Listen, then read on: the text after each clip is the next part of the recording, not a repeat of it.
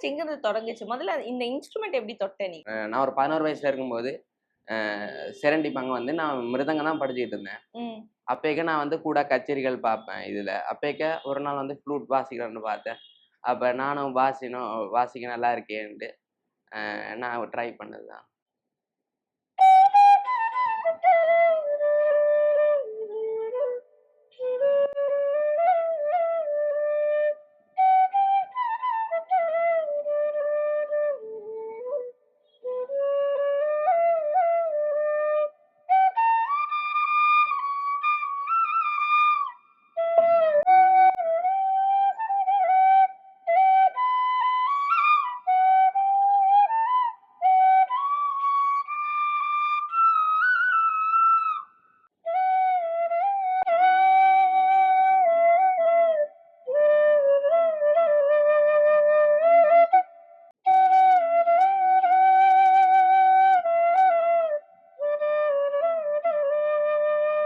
ரொம்ப அழகா இருந்தது.